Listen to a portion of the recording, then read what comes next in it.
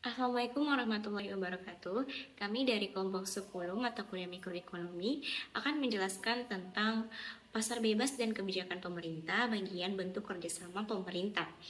Adapun dosen pengampu mata kuliah ini adalah Ibu Sri Utami, SPD, MPD. Adapun anggota kelompok kami terdiri dari 4 orang. Yang pertama ada Adalia Damayanti Amran selaku pemateri pertama, ada Muhammad Imal Taqwa selaku pemateri kedua, dan saya sendiri Indah Rahman Putri selaku pemateri ketiga. Dan ada Aisyah Maharani selaku pemateri keempat. Baik, materi yang kami bahas ini ada 6. Yang pertama itu bentuk campur tangan pemerintah, yang kedua tujuan campur tangan pemerintah, yang ketiga ada bentuk campur tangan pemerintah dalam kegiatan ekonomi, dan yang keempat ada UUD untuk mempertinggi efisiensi, yang kelima ada campur tangan langsung pemerintah, dan yang keenam ada kebijakan fiskal dan moneter. Baik, materi yang akan saya bawakan yaitu bentuk campur tangan pemerintah. Pemerintah berperan penting dalam mengatasi kegagalan pasar, seperti monopoli dan dampak negatif dari kegiatan usaha swasta. Intervensi pemerintah diperlukan untuk mengurangi kegagalan pasar, seperti pencemaran lingkungan, dan dari kegagalan pasar inilah yang pada mulanya menjadi latar belakang dirasa perlunya campur tangan pemerintah.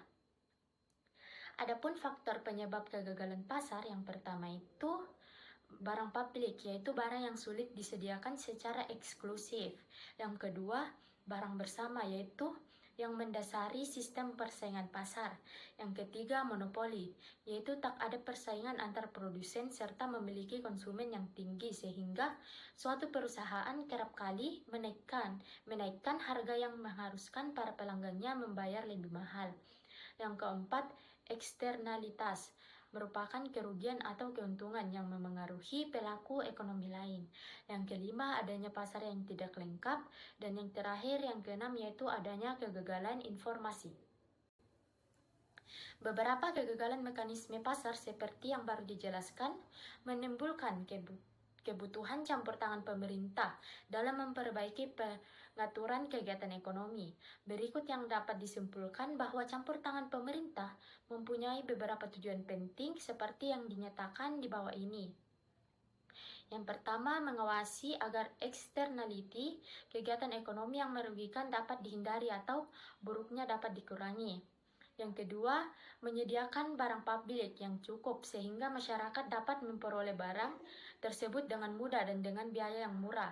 Yang ketiga, mengawasi kegiatan-kegiatan perusahaan, terutama perusahaan-perusahaan yang besar yang dapat mempengaruhi pasar, agar mereka tidak mempunyai kekuasaan monopoli yang merugikan khalayak ramai.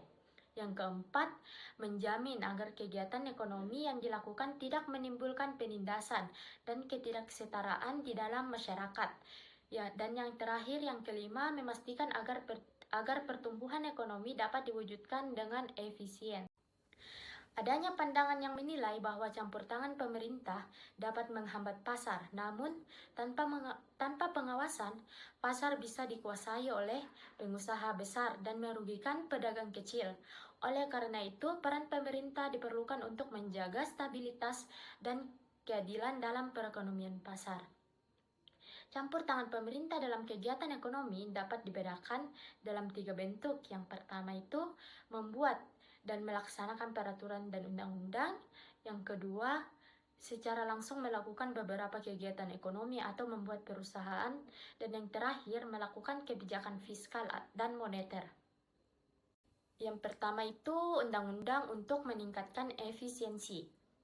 Undang-undang yang pertama itu peraturan dan undang-undang yang dapat menciptakan suasana ekonomi dan sosial yang akan memberikan galakan ke arah terciptanya sistem mekanisme pasar yang efisien dan lancar. Menentukan aturan permainan. Peraturan diperlukan untuk mencegah pelanggaran yang merugikan masyarakat seperti pencemaran, dan pemerintah menetapkan aturan permainan untuk menjaga hak dan kewajiban pelaku ekonomi.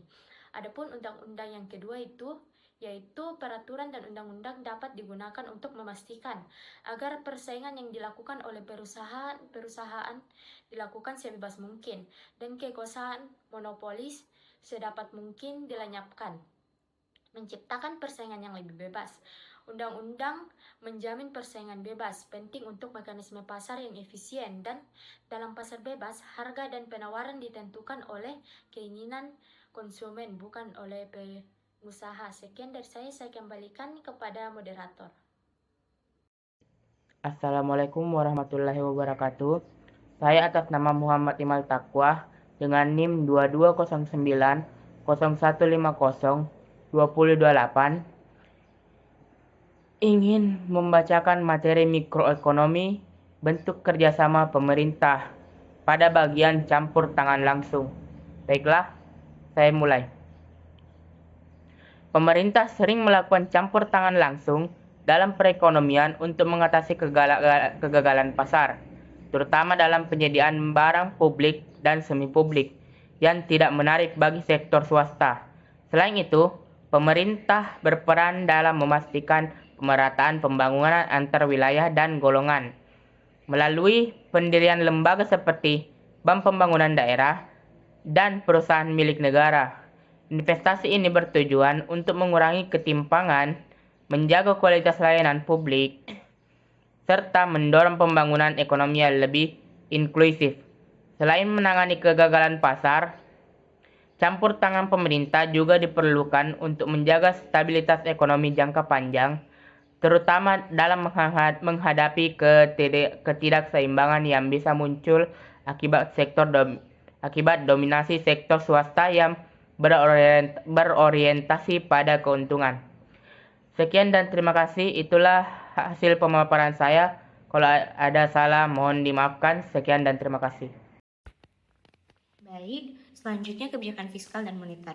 Kebijakan fiskal dan moneter ini merupakan dua instrumen yang sangat penting di bagian pemerintahan dan bank sentral. Kebijakan fiskal ini berfokus pada pengelolaan pendapatan dan belanja negara untuk mempengaruhi permintaan agregat serta memperkuat sektor real. Sedangkan itu, kebijakan moneter mengatur jumlah uang beredar dan suku bunga guna mengendalikan inflasi dan menjaga daya beli masyarakat. Pengeluaran pemerintah yang tepat dapat meningkatkan pertumbuhan ekonomi dan mendukung kinerja pasar. Sementara suku bunga tinggi dan inflasi yang tidak terkendali dapat menurunkan minat investasi. Oleh karena itu, koordinasi yang baik antara kebijakan fiskal dan moneter sangat penting untuk menciptakan kondisi ekonomi yang stabil, memperkuat kepercayaan investor, dan mendorong perkembangan pasar keuangan.